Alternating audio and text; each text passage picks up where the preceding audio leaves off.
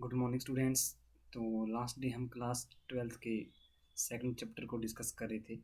इसका क्या नाम था, लोअर स्प्रिंग। और लास्ट डे हमने इसकी जो शॉर्ट समरी थी उसको डिस्कस की और ये जाना कि लेसन में टू पार्ट हैं। और फर्स्ट जो पार्ट है वो साहिब से रिलेटेड है और जो सेकंड जो पार्ट है वो मुकेश से रिलेटेड है। ओके, तो आज हम जो इसकी फर्स्ट पार्ट है, some time I find a रूपी इन ए गार्बेज। ओके, तो इसको हम डिस्कस करेंगे कि इस स्टोरी के जो की नोट्स हैं वो क्या हैं। ठीक है, तो यहाँ पे पॉइंट बने हुए हैं, बस हमने चेक करनी है कि लेसन कैसे स्टार्ट होता है, उस लेसन में क्या होता है। तो हम आगे बढ़ते हैं। तो सबसे पहले यहाँ पे पॉइंट लिखा हुआ है ऑथर्स एनकाउंटर विद साहिब। तो यहाँ पे जो नरेटर है वो उस समय की बात बता रहा है जब जो ऑथर का सामना किससे होता है, साहिब से होता है। ठीक है, कि जो ऑथर है वो साहिब को कब देखता है। ओके, सो तो यहाँ पे हम आगे देखते हैं कि लेसन में क्या है। Meets rag picker Saheb belonging to a refugee family from Bangladesh. तो जैसा कि हमने लास्ट में पढ़ा था कि जो साहिब था वो रैग पिकर था और जो वो नरेटर को उसके नेबरहुड में जो डस्ट गार्बेज होती है उसको वो स्क्रॉलिंग करते हुए पाया गया था।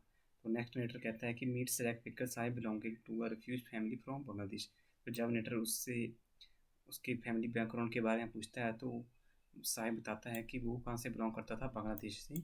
और क्या हुआ, ड्यू टू स्ट्रॉन्ग जो उसके जो घर थे और जो फील्ड्स थी वो डिस्ट्रॉय होगी, तभी क्या होगा वो यहाँ पे लिविंग की तलाश में या पैसे कमाने की तलाश में वो कहाँ पे न्यूज़ दिल्ली सिमापुरी में आ गई थी। ओके, देन नेक्स्ट है question him about his vocation of rag picking and advised him to 92 school. Okay, तो नेक्स्ट जो नेटर है वो साहिब को क्या क्वेश्चन पूछता है उससे वोकेशन से रिलेटेड कि आप जो ये कोड उठाते हैं आपको तो इस समय क्या करना चाहिए, जो स्कूल जाना चाहिए और अपनी पढ़ाई करनी चाहिए। तो आगे जो साहिब होता है वो नेटर से क्या प्रॉमिस करता है कि वो क्या करेगा, स्कूल जाएगा। ठीक है, felt impressed eight making hollow promise. और क्या आगे जो नरेटर होता है वो साहिब को स्कूल में एडमिशन करवाने का या उसका एजुकेशन में जो भी खर्चा है उसको खुद पे देने का जिम्मेवारी लेता है। तो यहाँ पे आगे लिखा हुआ है felt embraced eight making a hollow promise का हॉल होता है खोखला। तो नेक्स्ट जो लेटर है,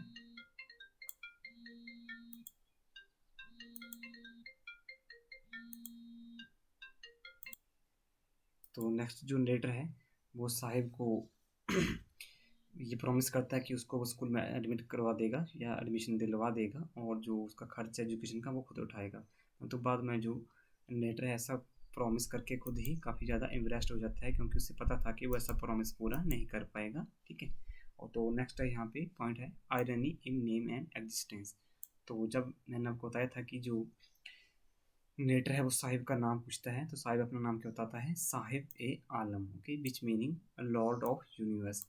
तो जब नेटर उसका ये नाम सुनता है तो वो काफ़ी हैरान होता है क्योंकि ये जो लड़का होता है साहिब ये तो रैग पिकर होता है बट इसका जो नाम है वो कुछ और ही डिफाइन करता है, जैसे उसके नाम का मीनिंग था लॉर्ड ऑफ यूनिवर्स। तो इसलिए ये नेटर को काफ़ी ज़्यादा ये फनी सा लगता है। ओके, सो नेक्स्ट है what deprived of even basic needs scratch Stewart with other rag picker voice barefoot voice reflected extreme safety state of poverty। तो नेक्स्ट जो लेटर ये बताता है कि ऐसे बच्चों की कंडीशन जब उस लेटर को कब पता चलता है, जब वो उनको देखता है कि यहाँ के जो बच्चे हैं वो बियर फुट ही रहते हैं। ठीक है, मीन्स उन्होंने कभी भी क्या है जो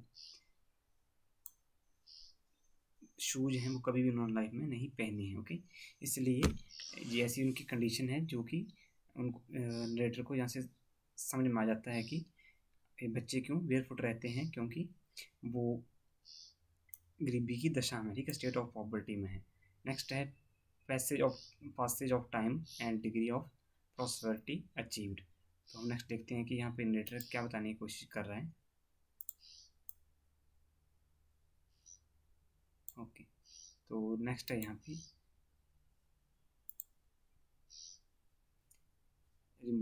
reminded of a priest barefoot son in town in DP 30 years ago. longing for a pair of shoes. 30 years later, a boy same age was seen in full of school dress with shoes. Rag still showless. ठीक है, तो यहाँ पे letter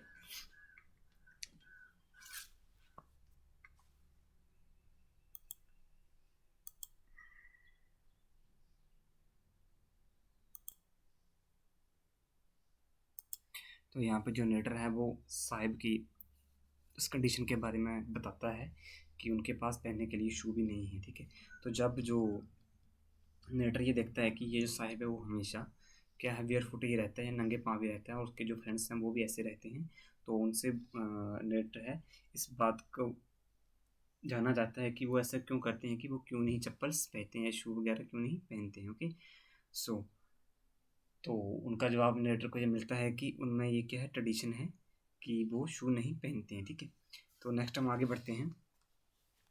हाँ, सीमा पूरी on Pheri Pheri. Okay, सीमा पूरी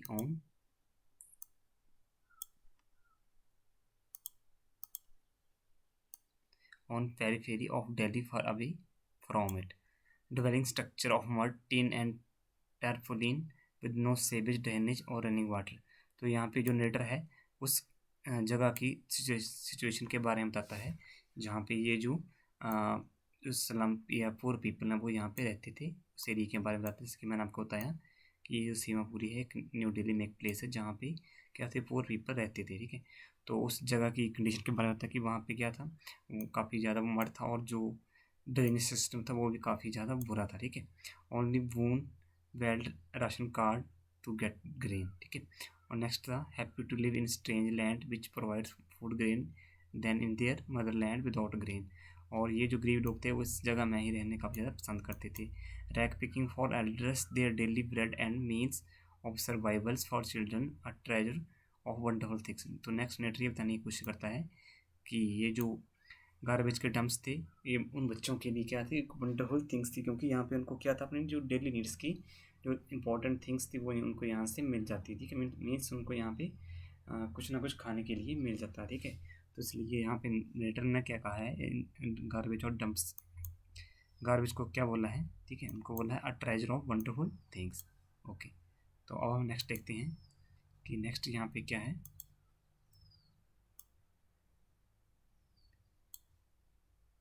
next है Sahib longing for childhood. तो साहिब के जो चाइल्डहुड है उसके बारे में उसकी क्या है विशेष हैं उसके बारे में हमें आगे बताता है। Wish to enjoy pleasure of childhood. तो जो साहिब होता है वो क्या चाहता था कि उसका जो चाइल्डहुड है उसको वो फुली एंजॉय करे। Play tennis wear shoes. तो एक बार क्या होता है जब नेटो से देखता है कि वो किसी पार्क के गेट पे खड़ा था, और अंदर दो बच्चे थे कुछ वो टेनिस खेल रहे थे, और उन्होंने क्या था, टेनिस शूज़ पहने हुए थे। तो जब उनके शू को देखता है तो उसमें भी ये भी शायद आ जाती है कि वो क्या करेगा, ऐसे टेनिस शू पहनेगा। वट क्या था, उसको गार्बेज डंप्स में किसी के फटे पुराने जो शू मिल गए थे, उन्होंने उसने वो ही एक्सेप्ट कर लिया और उनको भी पहनने वो लगा। ठीक है, watch is rich voice playing tennis. तो ये हमने देख लिया कि वहाँ पे क्या थे, जो रिच बॉय वहाँ पे प्ले कर रहे थे। अब साहिब न्यू वोकेशन। तो नेक्स्ट जो क्या है, जो साहिब है स्टोरी के एंड में वो उसको एक काम मिल जाता है कहाँ पे, टी स्टॉल पे, और जहाँ पे वो क्या था, पर मंथ वो 800 रुपीज़ वो गेट करता था। इस वर्डन एंड फॉरलॉर्न। तो क्या था कि ये जो 800 रुपये इसको कमाना क्या लगता था उसको, काफ़ी ज़्यादा बर्डन सम लगता था। मीन उसको ये काफ़ी ज़्यादा मुश्किल भरा काम लगता था, क्योंकि ऐसा रीज़न क्या था, क्योंकि वो अब फ्री नहीं था, उसको किसी के डोमिनेंस के अंदर काम करना पड़ रहा था। Tin container was heavier than his rag picking bag.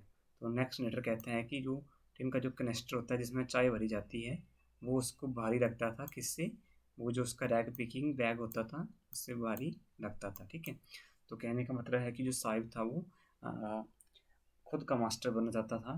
ठीक है, और किसी के अंडर वो काम करना नहीं चाहता, इसलिए इसको क्या था, वो चाय का जो कनस्तर है वो भी उसको क्या लगता, थोड़ा सा हैवी लगता था। ठीक है, सो तो ये फर्स्ट स्टोरी थी, इसको हमने शॉर्ट में जाना कि किस तरह जो साहिब था उसकी स्टोरी क्या थी, और जो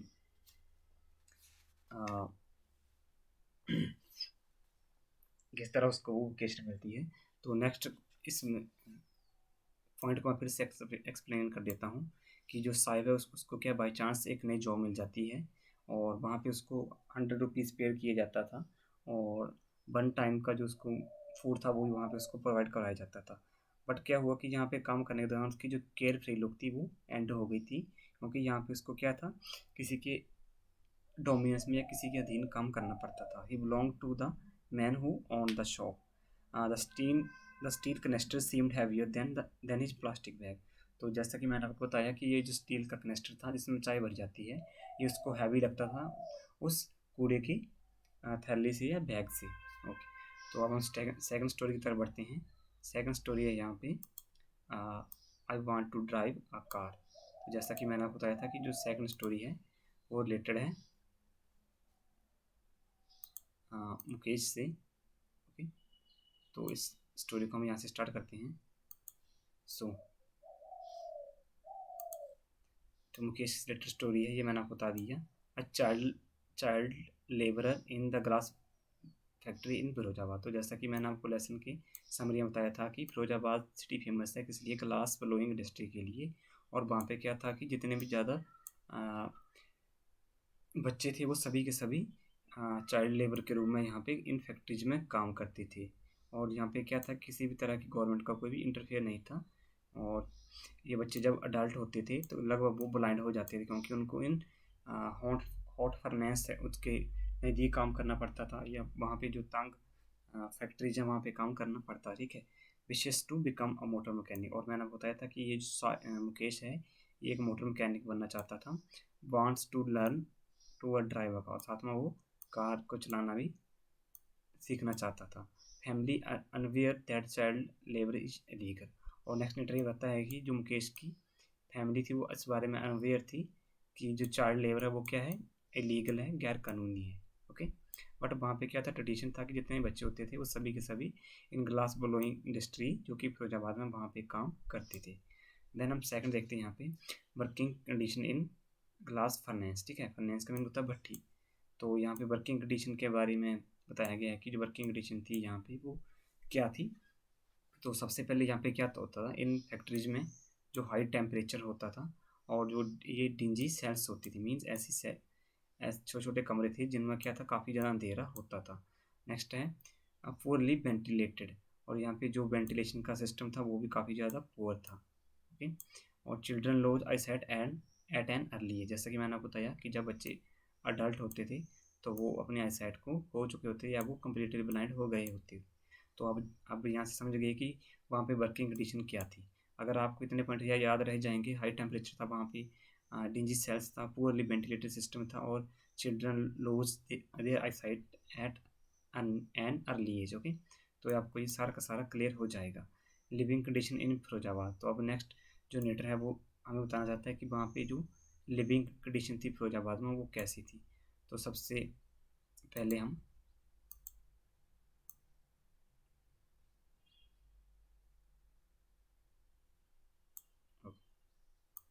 तो यहाँ पे अब हम जो लिविंग कंडीशन है फिरोजाबाद में उसको जानने की कोशिश करते हैं। तो सबसे पहले है house houses with crumbling walls. Mean ऐसे हाउस थे जिनकी की दीवारें क्या थी, वो गिरने वाली। ठीक है, क्रम्बलिंग मीन्स होता है गिरने वाली या धवस्ती। Human and animal both live live together. और नेक्स्ट डेटा बताता है कि यहाँ इन मकान में, इन हाउस में क्या था कि जो ह्यूमन थे और जो एनिमल थे वो इकट्ठे ही रहते थे।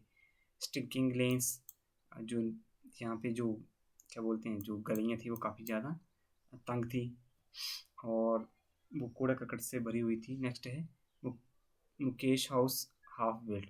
और मुकेश का जो घर था वो कैसा हुआ था, अभी हाफ बिल्ट मीन्स आधा ही बना हुआ था।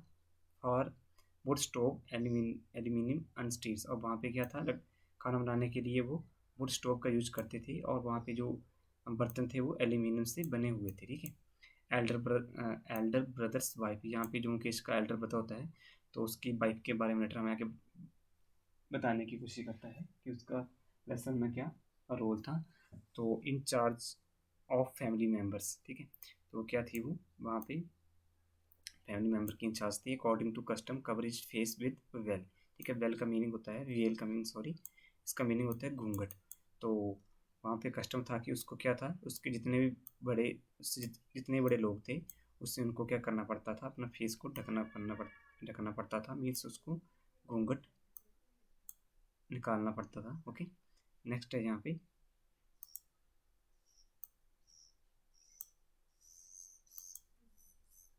सो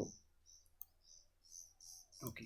तो नेक्स्ट जो नरेटर है वो मुकेश के फादर के बारे में बताता है कि मुकेश का जो फादर थे वो क्या था, उनका रोल क्या था लेसन में।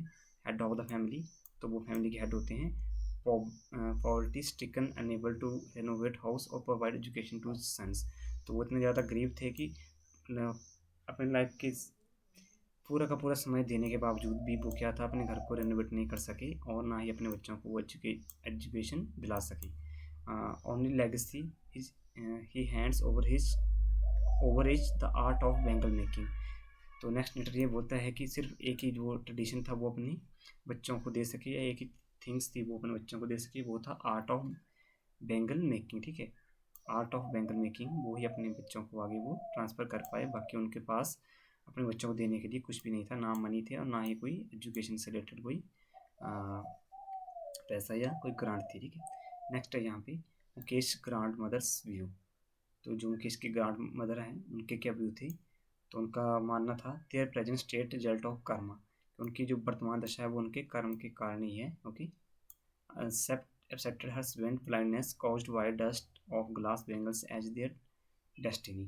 और जो मुकेश की ग्रैंड मदर होती है वो अपने पति की जो ब्लाइंडनेस है उसको कैसे एक्सेप्ट करती है, उसको डेस्टिनी मानती है कि ऐसा हमारे कर्मों में ही लिखा था, या हमारे भाग्य में ऐसा लिखा था कि हमने क्या था, ग्लास बैंगल इंडस्ट्री में काम करना था, और जो उसके हस्बैंड थे वो यहाँ पे ऐसे ब्लाइंड होंगे। नेक्स्ट है things art of bangle making God given lineage. और आगे वही सोचती है कि ये जो आर्ट है बैंगल मेकिंग का वो उनको भगवान के द्वारा ही दिया हुआ है। ओके, नेक्स्ट है विक्सीशियस सर्कल ऑफ पॉवर्टी। ठीक है, विक्सीशियस होता है बुरा। तो नेक्स्ट नेटर बताता है कि क्यों ऐसा था कि ये जो बच्चे थे या ये जो फैमिली थी उनको इन बैंगल्स इंडस्ट्री में काम करना पड़ता था, और यहाँ से वो दूसरी जगह क्यों नहीं चले जाते थे। तो इस बारे में बताता है नेटर कि ऐसा सिस्टम क्यों था वहाँ पे। तो इसको हम आगे डिस्कस करते हैं।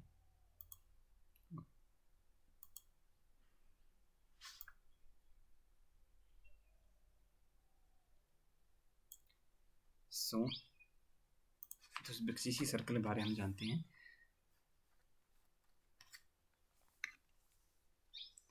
ओके, सो देखो, no progress despite of year struggle, poverty, illiteracy, dissatisfaction, victims of middle man and touts. तो क्या था कि यहाँ पे जिस जगह पे मुकेश रहता था वहाँ पे इतने ज़्यादा स्ट्रगल करने के बावजूद या पॉवर्टी या अशिक्षा के बावजूद वहाँ पे किसी तरह की प्रोग्रेस नहीं होती थी, क्योंकि वहाँ पे जो मिडल मैन थे, मीन्स जो दलाल थे और जो करप्ट पर्सन थे, वो यहाँ पे डेवलपमेंट होने ही नहीं देते थे। ओके, उनको पता था कि अगर यहाँ पे डेवलपमेंट होगी तो यहाँ पे उनको इस इंडस्ट्री में काम करने के लिए कोई भी मजदूर नहीं मिलेगा। नेक्स्ट है यहाँ पे fear of police, lack of leadership checks their growth. तो जो पुलिस का जो भय था और जो लैक ऑफ लीडरशिप, नेतृत्व का अभाव था, उसकी वजह से क्या हुआ, इनकी जो ग्रोथ थी इन पीपल्स की वो क्या थी, स्टॉप हो गई थी। और नेक्स्ट नेटर बताता है कि आयरनी मीन्स वो यहाँ पे क्या लेसन में आयरनी दी हुई है, तो उसके बारे में हम जानते हैं। बेंगल आ सिंबल ऑफ सुहाग। तो यहाँ पे बताया गया है कि जो चूड़ियाँ होती हैं वो किसका सिंबल होती हैं, सुहाग का सिंबल होती हैं। Every girl child one day as bride will wears bangle.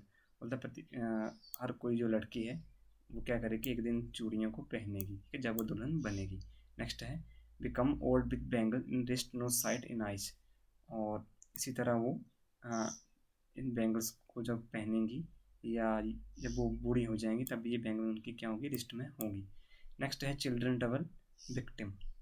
तो यहाँ पे जो नेटर है वो चिल्ड्रन को के बारे में बताता है कि जो चिल्ड्रन है उनके साथ कैसे बिहेव होता है वहाँ पे। First by birth bordered by stigma of caste second.